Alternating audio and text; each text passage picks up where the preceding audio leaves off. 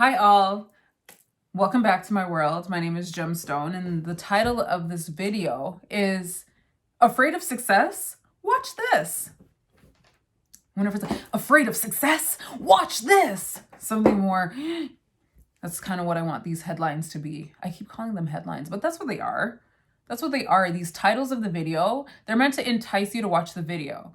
Now, I recognize that my channel doesn't have a trailer, but by the time you see this video, hopefully there will be a trailer on this channel. You see me in a purple sweater making a trailer for this channel so that I don't have to describe what the channel is about in every video. But for this video, I will, because there is no trailer at the moment of me recording it. But as you watching it, you might see a trailer. My name is Gemstone, Jamira, Jemmy, what, I have many. But here I go by Gemstone because I love gemstones. Let's just like have a gemstone moment. So I felt drawn to, and teeny weeny crystals have such power, you know? Anyway, you would think that a crystal this small wouldn't yield the energy that I'm feeling from it, but trust me, my gosh, I remember one time, it's a gemstone moment, but one time, gemstone is in gemstone, not gemstone. One time I put this stone, this is a zestrolite. It was bigger, it broke because I had it in my hair and it dropped and it cracked. I had this stone in my hair like this, and it gave me a headache and it gave me neck pain to later then like work itself out, but it made its presence very known. And I'm blaming the stone, and blame is something that we're going to talk about today. But through putting it in my hair, I received a headache. I don't know if it was because of the azestrolite stone or what, but I know that putting this in my hair equaled a headache one time. Not all the time, just that once. So today I felt very called to this stone. It's Nirvana quartz.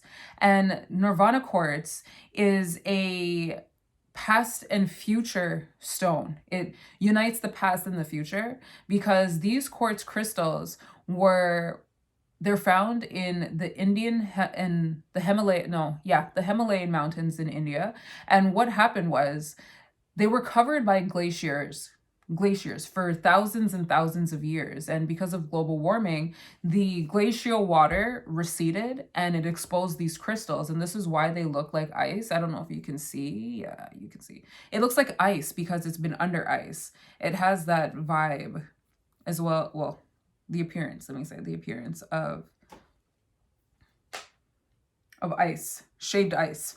So because it was stuck in the glaciers for so long, the Book of Stones, which is where I get most of this information from, is, I find it to be so great. Anyways, the Book of Stones, they mentioned that because it was like stuck in time. And now that it's seen, it now gets to like live its purpose. So this stone, do I have the other? Okay, yeah. So this one is like more of like a pinkier vibe. I don't know if you can see that. And then this one has more of a clear vibe. They both have notes of pink and they're both in different forms. This one is more rough. This one is smoother. But what they do is they get the heart and the mind to move in unison. It can get your heart, mind, and soul into a united space.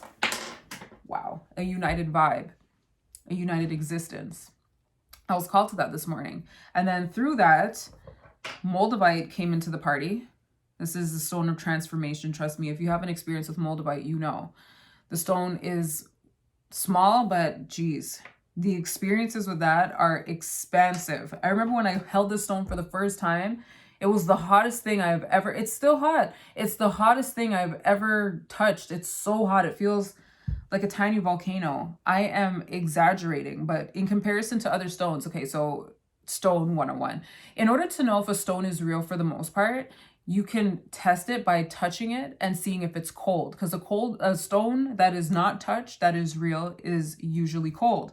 Moldavite was the only stone that gave me the complete opposite feeling. It wasn't that it was neutral. It is warm. It's a warm feeling. It's warm. It's warm. So there's Moldavite. Then we have anandalite, called to that because of Nirvana quartz. Anandalite is another high vibrational stone.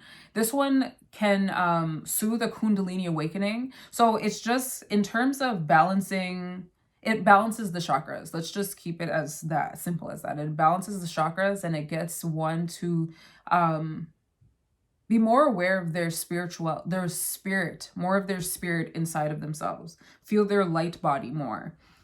Most of these stones will get you into that space. So what is zestralite, and then calcite was the other one.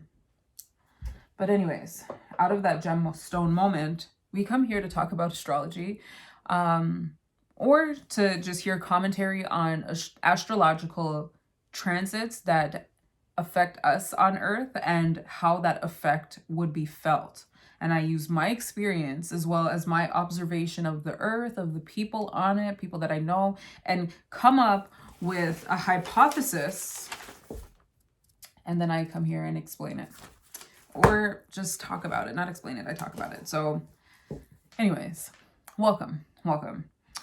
Today I wanted to make this video because I was feeling, and you're also getting me from a new perspective. It's way higher. It is the camera that I'm using.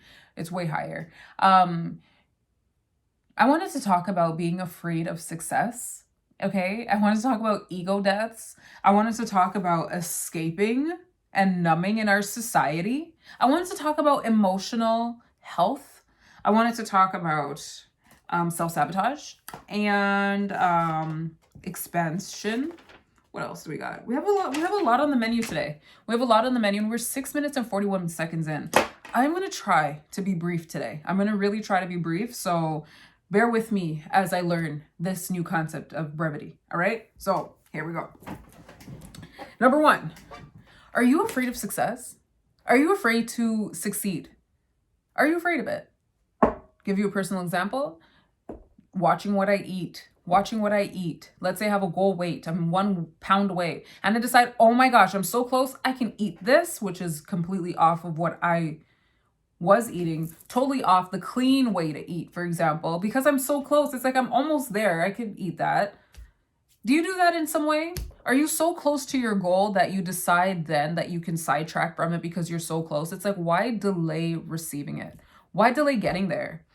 As I say this, I think of what it would mean for me. It's like when I get there, I have to be different. Apparently, I have to be different. There's no sense of moderation with me. I'm really in this moment, having a moment. Now I know I can't delete this because I have a habit of that as well, where I will start recording and then delete it. I know that I can't do that now because there's truth, like some serious truth here. Whoa. I feel that there's no room for moderation when you apparently get there. When you get to that goal weight, when you get that much money in your bank account, now you have to be committed. Like you have to commit to it. Like it's a commitment issue.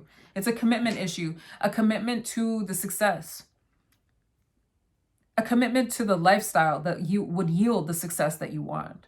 And then it's like, then it makes me question, then why want the success? What is it helpful for? Is it just for an external thing? Is that really what you want?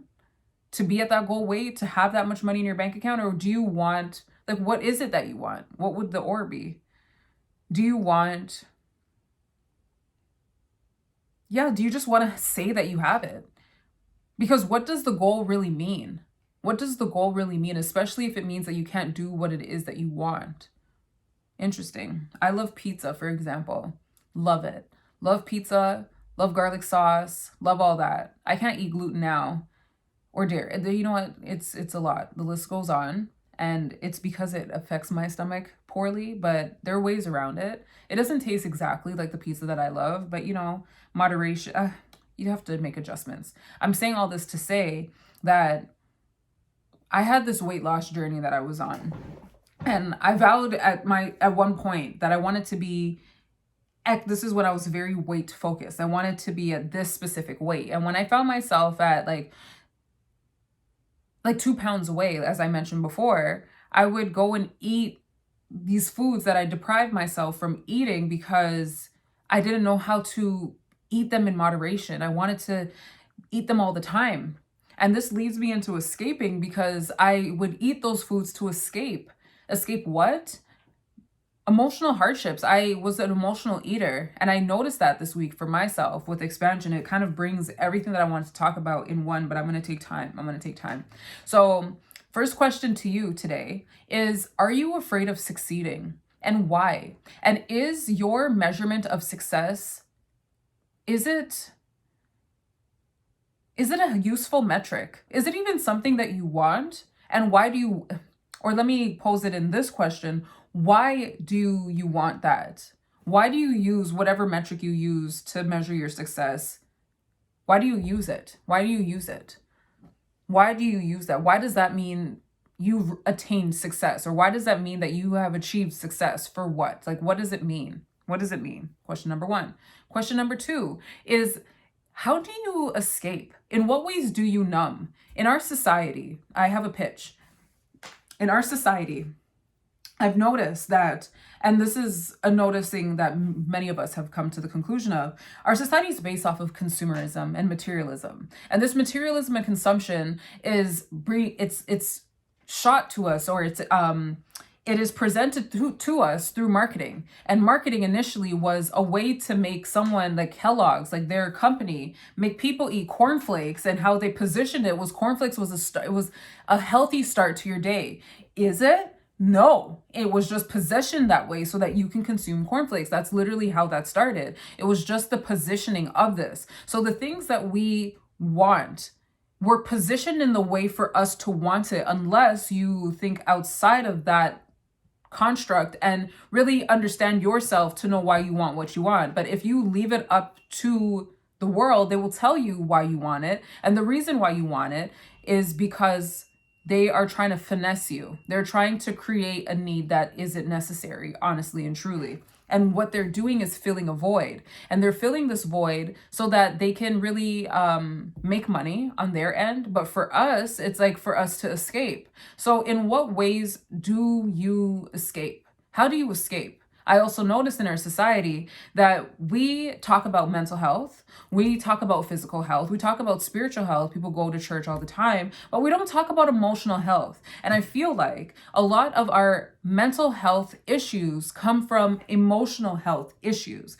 And I feel like many people have emotional illnesses. And that sounds strange coming out of my mouth, an emotional illness, but that is what I'm noticing people have. Because when you talk to someone, or from my experience, talking to people about anxiety and depression, it's linked to an emotion. It's linked to a situation that made them feel a certain way. And that is really what they're holding on to. Like, that feeling is what is allowing what to take place. Now, I'm not speaking about everyone, but I'm noticing a trend. I'm noticing a trend with that. And I'm also noticing a trend with gastrointestinal problems, as well as nervous system problems. And if we want to take this to astrology, okay, we're going to take it there for a second. 13 minutes in, I'm very conscious of the time these days. Take it to astrology. Gemini is the sign that is heavily related to our nervous system, ruled by Mercury.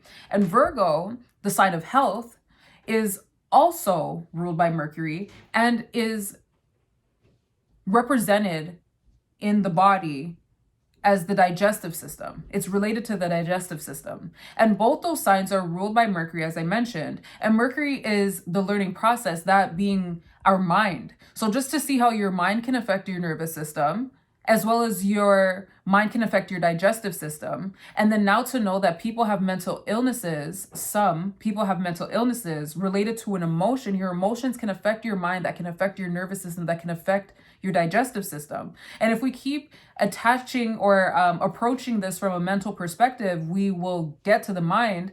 But what if we were to approach it from the emotional perspective, right through the heart? Like, what if we were to go directly through the heart? Would it yield a different experience? This is what I am noticing, and I feel like this is my purpose here on this earth, to validate emotions, to validate senses, to validate our intuition as an equal intelligence to that which we know in our mind, to the intelligence of rhythmic intelligence, which is something that I know a friend of mine, MJ, she is working on bringing to light. There's so many different intelligences that exist within our world that are equivalent to that which is the mental intelligence. And it's so interesting that that intelligence is just called intelligence. It's not even called mental intelligence. It shows that in our society, we have limited intelligence to just one thing. Fascinating. Fascinating. So now in this world where emotional health is not something that is readily talked about, readily even validated, confirmed, talked about, it has many people escaping into their vices. And if we look around our world back to the consumerism and materialism, there's so many different addictions that can be yielded in such a society, even before, because I look at our life as everything repeats itself. So this was here before in a different way. Technology is just the improvement of what was. So a pen is a form of technology. To us, this seems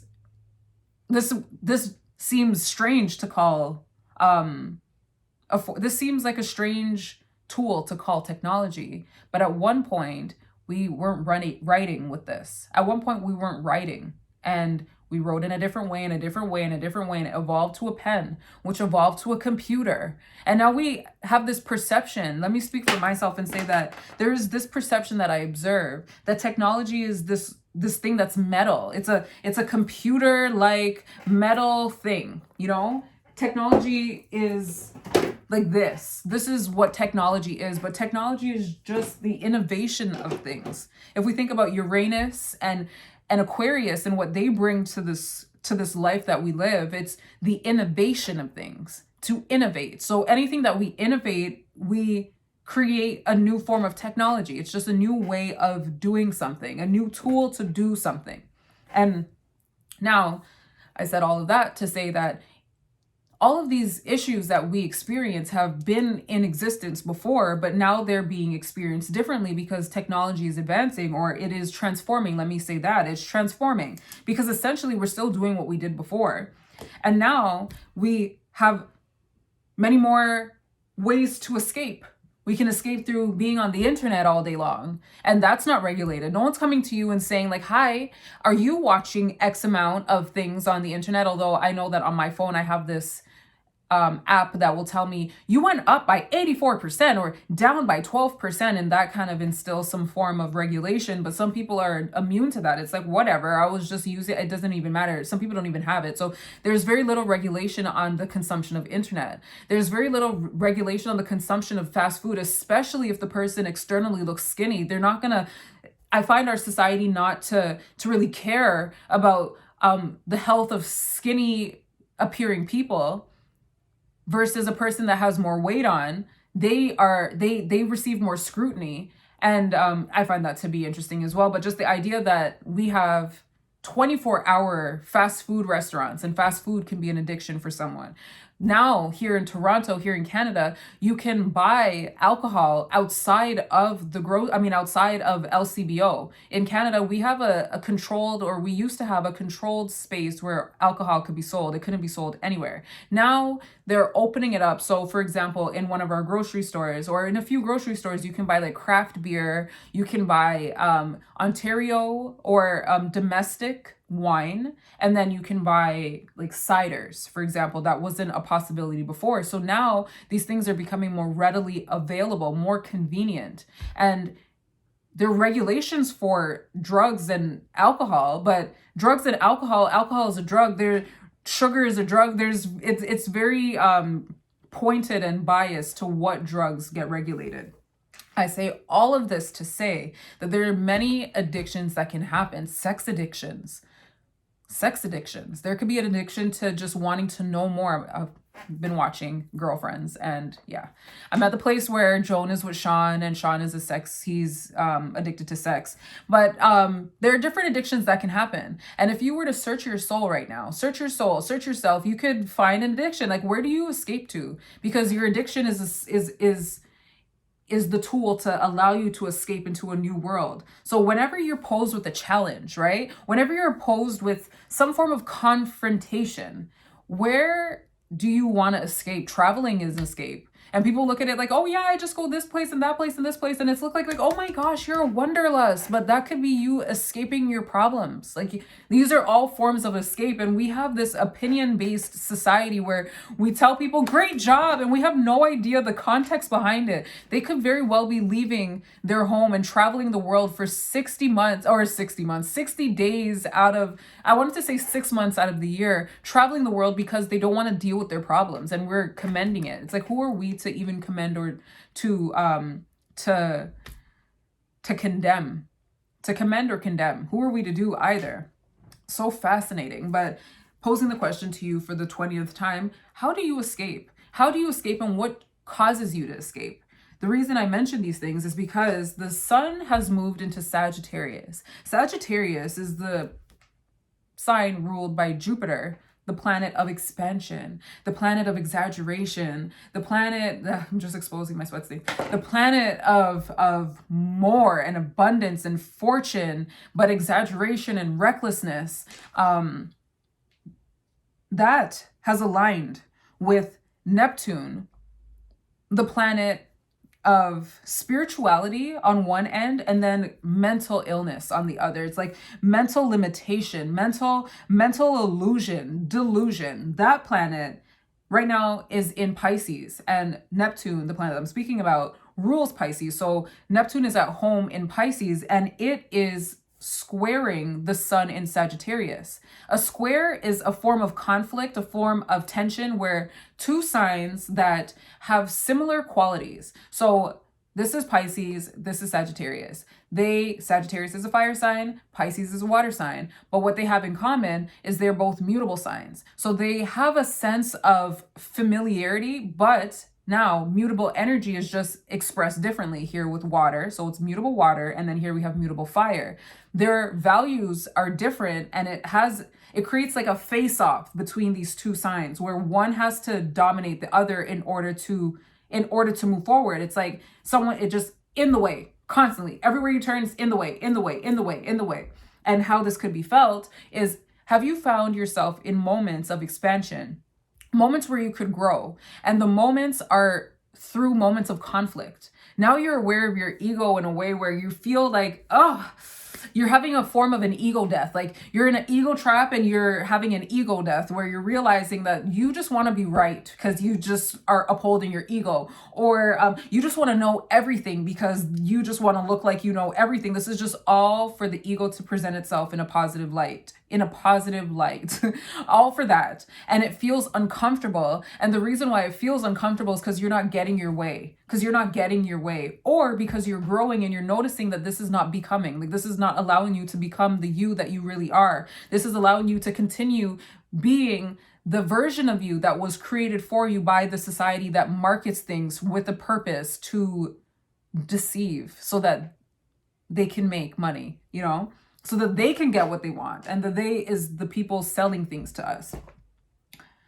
Were you posed with moments like that this week? Were you posed with moments where you had to expand, you had to shift yourself, you had to move because something was in your way, and that movement in the moment was uncomfortable and it made you want to escape because you didn't want to feel that discomfort, and then you found yourself eating fuzzy peaches, okay? Eating fuzzy peaches, eating them. Oh my gosh, I'm not even hungry, but I have to eat this. I have to soothe it. Did you find yourself drinking? Did you find yourself sitting down watching Girlfriends? Although I allotted time to do that, but I know initially I was watching it to avoid what it was that I had to do, which was write a business plan. And after I did it, I felt so good. But I noticed that in these moments where we are faced with a conflict that requires us to change, what we're changing into is what we want. Back to the idea of is the metric why is the metric that we use for success the metric that we use for success? I noticed that for me, it's because it's what I want. But in the moment, I have to give up these instant gratifying situations that later hurt my stomach if I were to go and order a pizza. I know that more pizza places have gluten-free crust and they have lactose-free cheese, yay. But let's, for the concept of this, say that they didn't have that.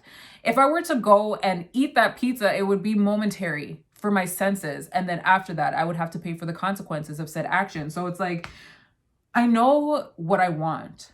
And I know that what I want requires a shift where now I have to just not necessarily not like pizza anymore, but recognize why I don't eat it, and then use that recognition of why to be the leading force for now me changing what I want, eating something that's more in alignment with where I am, and stop reverting back to these outdated spaces where I'm just focused on my sensual pleasures, because I have evolved from that for the most part. Of course, at times you kind of fall, but I'm working on getting to a space. And when I say I feel like I'm speaking for everyone. We're all working towards getting to where we want to be. And it takes whatever time it takes. But there are times where there's just that programming that's kind of hard to release ourselves from, because we feel like we have to release ourselves from it. But there's a way to transmute that energy and become united with it, where it's not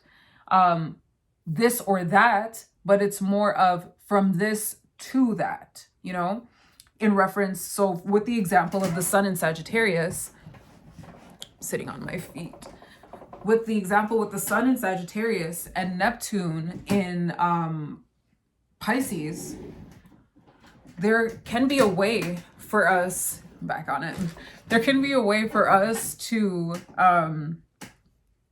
unite those energies together. Instead of needing to escape because you're expanding, we can now use our expansion as a space to explore versus escape. Like, we can explore instead of escape. That's an example. And self-sabotage would come into the form of our vices, in this form of needing to escape because we're expanding, we're growing. These growing pains are uncomfortable, but because of that discomfort, it makes us wanna not experience it. But when we don't experience it, I can speak for myself and say that I feel restless. I don't feel good inside, because it's like I didn't pass that level, and I'm anticipating the experience of that again. So it's like, it's something that I want, but I fight. Back to the question, are you afraid of success? Are you afraid of success? I get it. I get it. I get it. I get it. I get it. And I think more people will get it. Like, this is something that we could talk about. And I feel like it is talked about, but I don't feel like it's talked about in detail. I'm looking outside at the winter wonderland. It's just, it's getting out of hand. It's really expanding. There is a lot of snow, but it does look nice. It does look nice and bright and soft. Yeah, it's a conversation that we can evolve and speak more about, if you feel called to, in the comments down below. Because when it's just that, are you afraid of success without context? It's like, no, I want to be successful. I want to be successful, but it's, what limiting beliefs do we hold inside? Like, but pizza's so good. I love pizza, and I've just always loved pizza, and where now it's like I can only love pizza and I can't love something else. Is it limiting?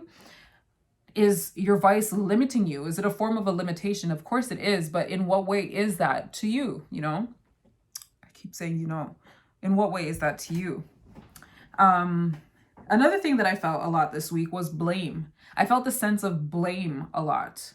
Blaming you, this, you, not necessarily directed towards me, nor me towards someone else, but hearing people blame others, and also just feeling the blame of, I was just feeling blame. I was feeling the blame, I want to say, of society. Just feeling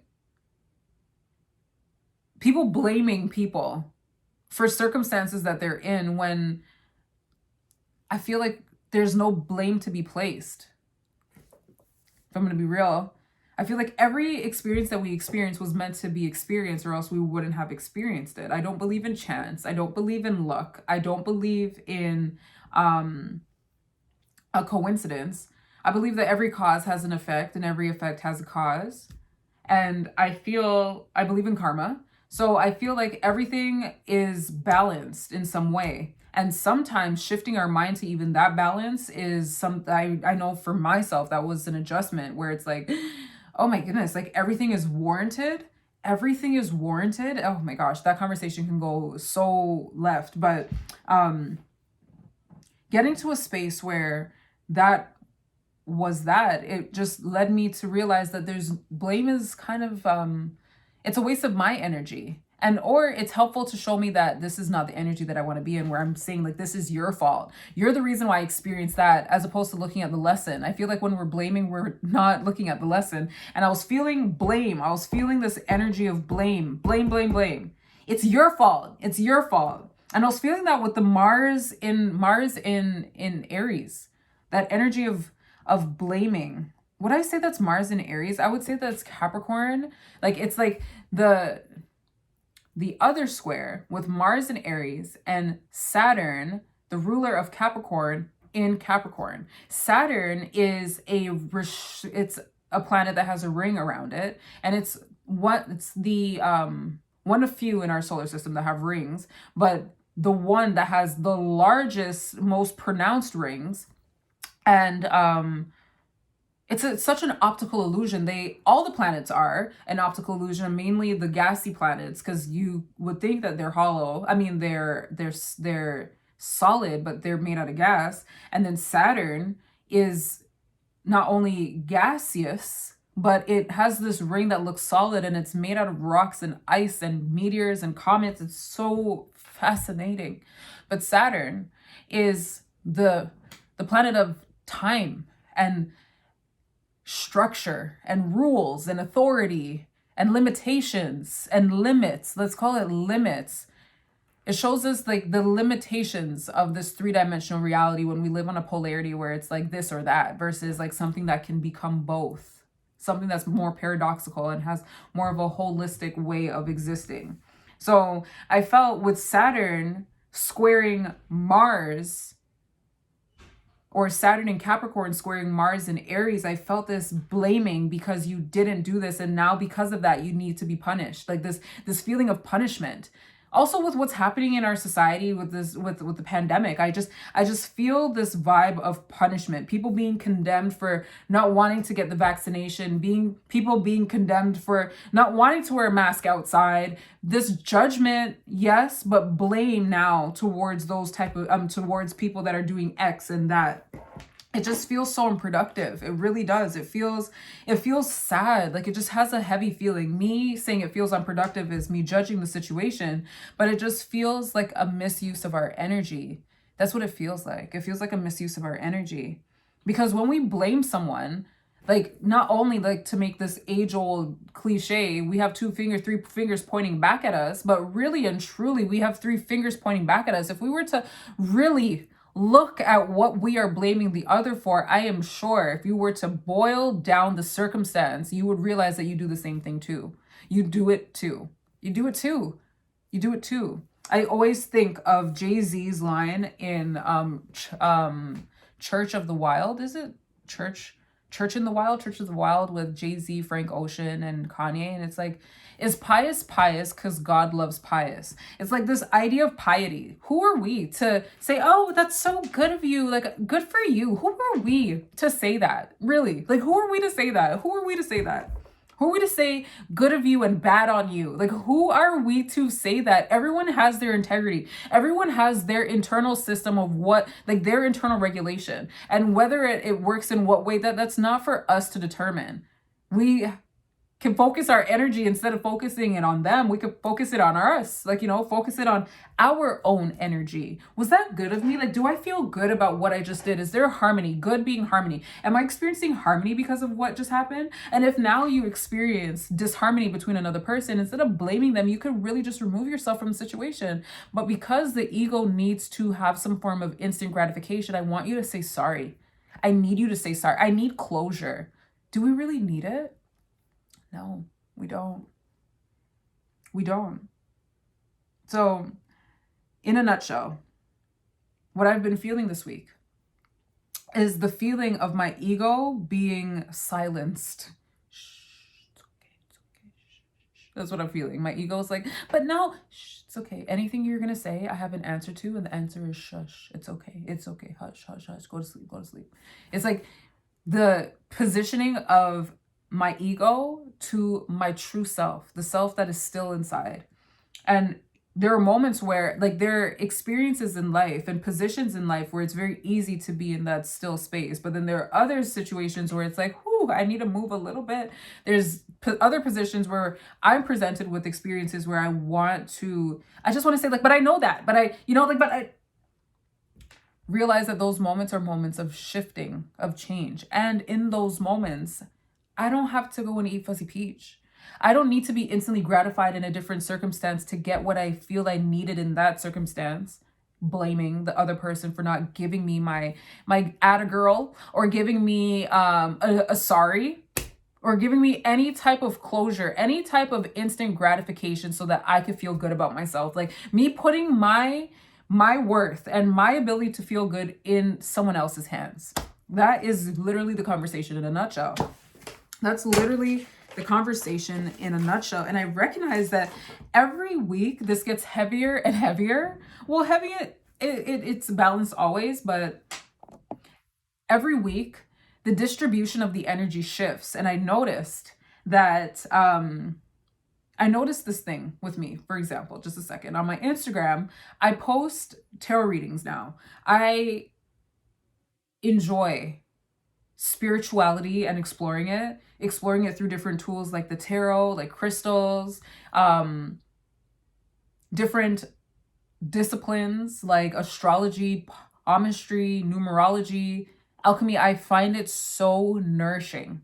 And I have silenced that aspect of myself for such a long time because I was afraid of what it would yield, what attention it would bring me. And I noticed now more than ever, I don't know if I'm alone here, to the people that have menstrual cycles, like a week before it comes, I feel like the baddest chick in the world. Like I just feel like I have no patience. You're getting the truest part of me. This is me right now. The truest aspect of me. And then on it, it's even more of that power. I feel so powerful.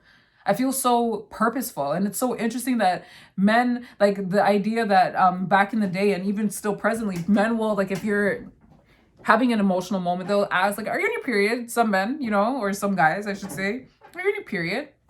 And I feel so powerful. Anyway, there was a shift inside of me. And the shift was, why do I care? Like, why do I care? Why do I care about being heavy and being the person that highlights the darkness that's inside of all of us? Why do I care that I am that way? Like, why do I care? Why does people receiving that well matter to me? Because after all, I'm speaking to a camera in my room by myself. I'm doing this for myself. And if we can have a conversation about it, it makes it even better. But really and truly, I'm doing this for me. This is my purpose. This is what I feel called to do. I felt called to turn on the camera and talk for 37 and 8 seconds about this. So interesting. So to turn this around, are you dimming your light because you're afraid of success? Are you dimming your light because you're afraid of what your power will yield?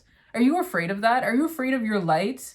Are you afraid of people seeing it and saying something about it, good or bad? Are you afraid of taking up the space that you require? Are you crouching right now? Are you stuck in an attic, in a tower? Are you small right now? If so, I think of Natural Mystic by Bob Marley. It's like, it's time to rise, baby. It's time to take up the space that you need, especially if you feel called to do that, because someone out there needs your nourishment. Someone out there needs what you are holding inside of you and poisoning yourself with. Someone needs it. The example that I could think of is us holding in our carbon dioxide in these masks. But let me just get out of the pandemic, because I don't even want to really talk about that. But really and truly, like, carbon dioxide is poisonous to us. We produce it and it's poisonous to us. We need to release it. And oxygen is something that, I'm pointing to the tree in our yard.